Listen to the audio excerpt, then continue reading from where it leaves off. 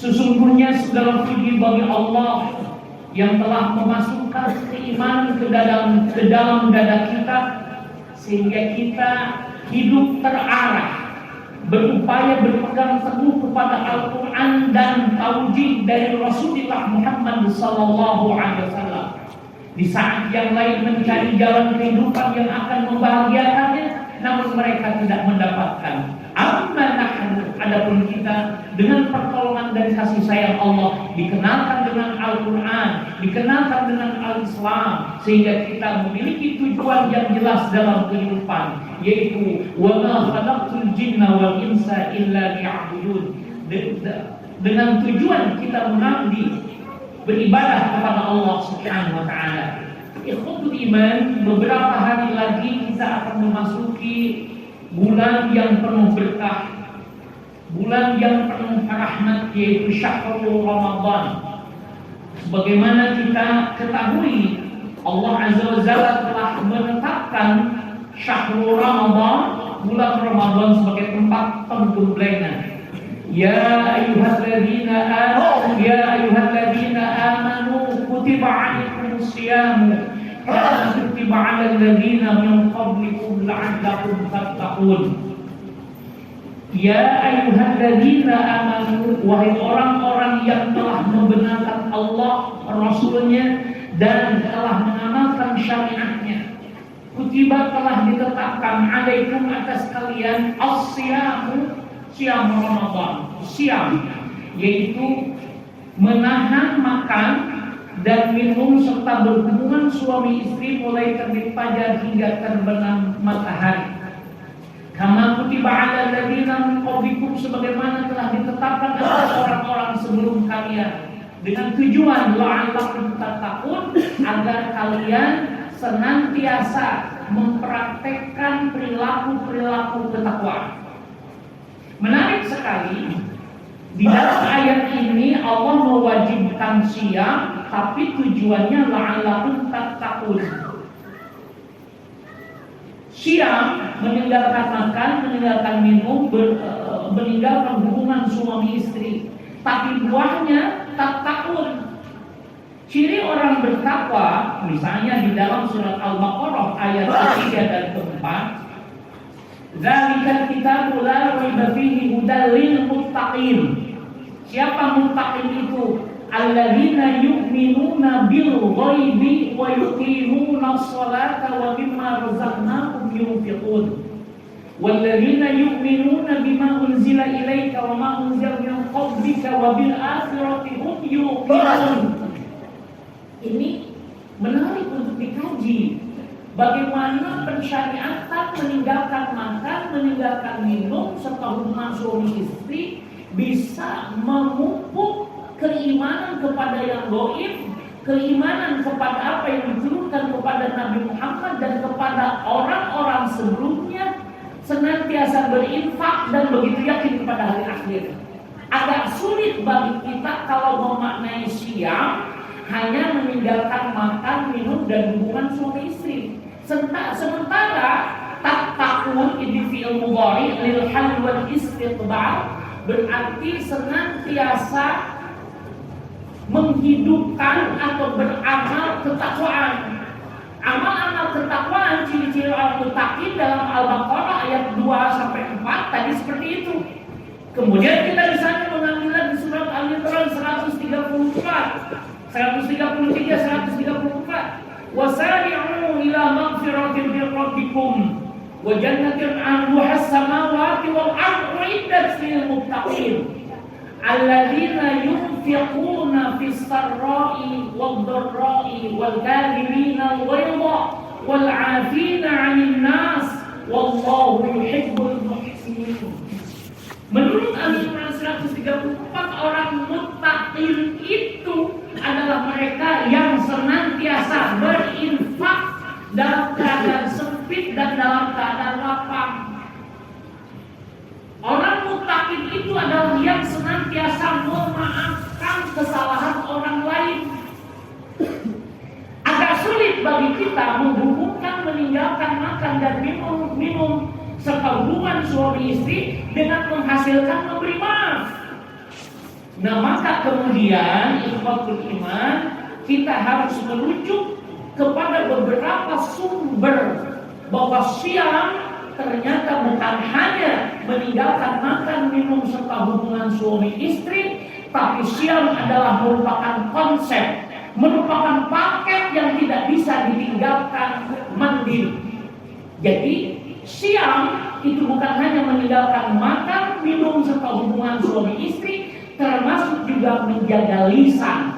Maka diharapkan dan disarankan oleh Rasulullah SAW, hendaknya kita mempersiapkan diri, membuat program pendidikan tarbiyah di bulan Ramadan, sehingga hadis Nabi menjadi perhatian kita.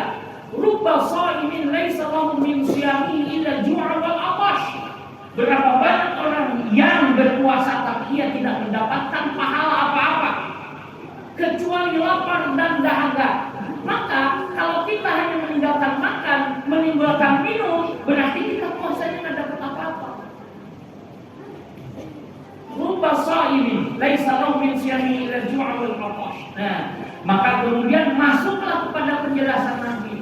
Man lam yada' qaula zuri wal 'amala bihi falaisa lillahi hajatun fi ayyada'a ta'amuhu wa syarabahu.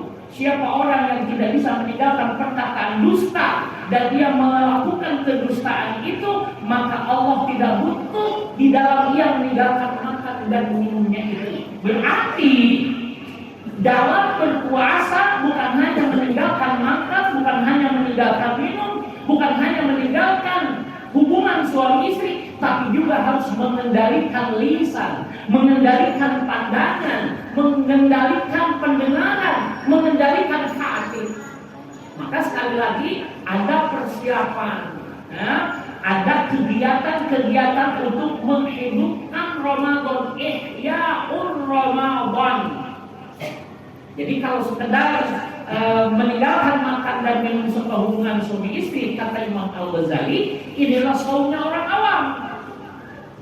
Hendaknya ditinggalkan.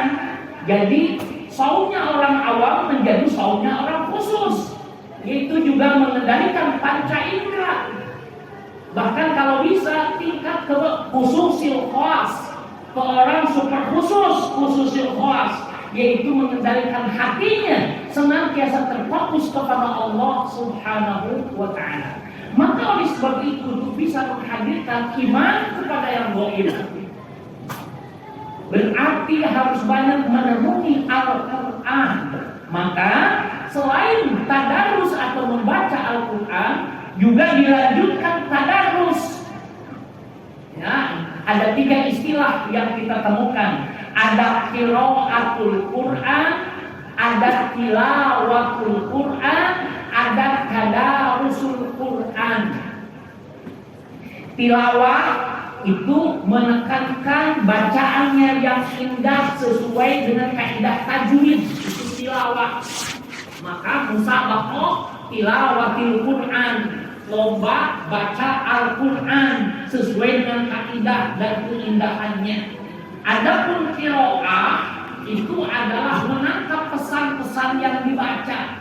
Adapun tadarus menggali berbagai macam ilmu dari Al-Quran.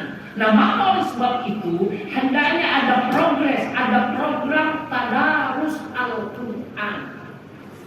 Tadarus Al-Quran yang dimaksud selain setelah membacanya, dibacakan tafsirnya, didiskusikan, sehingga menghasilkan sebuah pengetahuan baru, kemudian bisa diamalkan dan didakwahkan. Maka oleh sebab itu ikhwatul iman, jangan sampai tahun ini Ramadan ini lewat begitu saja. Ya, tetapi sekali lagi bahwa siam bukan hanya meninggalkan makan, bukan hanya meninggalkan minum, bukan hanya meninggalkan hubungan suami istri.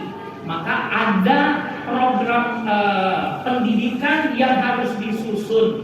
Misalnya jam sekian tadarus Quran, jam sekian berangkat kerja, jam sekian bekerja, jam sekian istirahat, dipakai apa istirahatnya, kajian atau dipakai apa, kemudian pulang kerja, kemudian mendengarkan tadarus lagi, kemudian sholat malam. Sholat malam juga bukan hanya mengejar mana yang tapi diupayakan sholat malamnya alias tarawihnya yang berbekas, yang bisa meresap ke dalam jantung, yang meresap ke dalam hati kita, sehingga kita bisa memaknainya dengan benar. Maka diusahakan mencari sholat tarawih yang bacaannya tartil, ya, yang bacaannya tartil. Karena ini sholat sunnah, maka sebaiknya tadi yang tartil ya. Kalau kemudian bagi kita yang merasa terlalu panjang atau kelamaan membacanya, maka Anda boleh pulang sholat di rumah.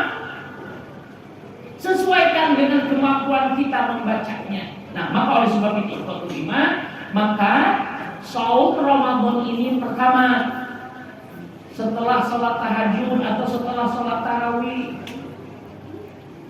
lakukanlah muhasabah, lakukanlah evaluasi diri, merenungi kesalahan-kesalahan yang telah dilalui, merenungi dosa-dosa yang telah dilakukan, kemudian beristighfar, memohon ampun kepada Allah Subhanahu wa Ta'ala. Astagfirullahaladzim. Saya mohon ampun kepada Ya Allah atas segala kelalaian, atas berbagai macam ketidakpedulian hamba kepada hamba-hamba, atas ketidakpedulian hamba kepada persoalan-persoalan umat Islam. Istighfar. Kemudian apa yang bisa dilakukan? Apakah kemudian memberikan bantuan? Apakah memberikan pemikiran, ide-ide brilian agar bisa umat ini keluar dari malapetaka? Setelah istighfar, kemudian memperbanyak sholawat terus, sehingga lisannya tidak lagi sempat membicarakan keburukan orang lain, sehingga lisannya tidak sempat lagi berdusta, sehingga lisannya tidak sempat lagi untuk mengatakan hal-hal yang tidak bermanfaat. Maka lisannya senantiasa dihiasi dengan zikir kepada Allah, istighfar kepada Allah, bersolawat atas Rasulullah Muhammad SAW, serta zikir-zikir lainnya. Kemudian ikhwatul iman, di Ramadan hendaknya dihidupkan, memberikan, belajar memperbanyak sedekah, memperbanyak infak. Karena sekali lagi, kenapa mesti memperbanyak infak? Karena ini adalah tarbiyah, pendidikan, sehingga diharapkan setelah Ramadan terbentuk karakter baru yang positif. Karena terbiasa memberikan sedekah, maka di bulan Syawal dan seterusnya terbiasa juga memberikan sedekah. Dan kata Nabi, orang yang banyak bersedekah tidak akan menjadi miskin, dan itu banyak dibuktikan oleh banyak orang. Bahkan oleh orang miskin sekalipun. Orang miskin, dia tadi boro-boro saya bisa memberi orang, saya saja. Tapi kemudian dia bersedekah. Jadi ada seorang penjual gorengan, ya, gorengan itu roti, ya, roti apa namanya, ondek. Tetangganya sering membagikan Jumat berkah, membagikan 15 bungkus makanan. Kemudian dia tanya, Ibu, kalau saya nitip boleh tidak? Dia orang fakir, orang miskin. Boleh, nggak apa-apa. Karena kalau saya yang ngasih, tentu orang tidak akan mau menerimanya. Karena saya orang miskin.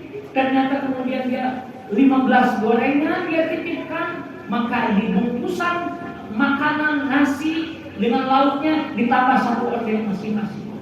Gak lama kemudian, seminggu kemudian atau 2 minggu kemudian, orang tadi kemudian bercerita kepada ibu yang tadi suka memberikan Jumat berkah itu.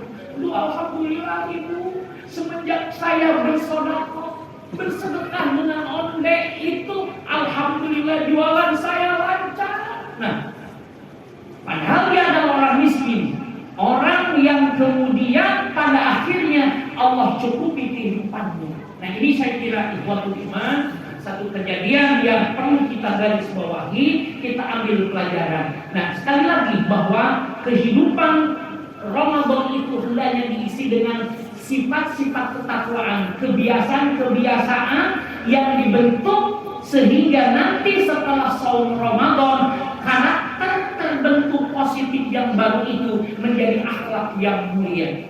Semoga kita termasuk orang-orang yang dibimbing oleh Allah Subhanahu wa taala untuk dapat melakukan yang demikian itu. Barakallahu li wa lakum.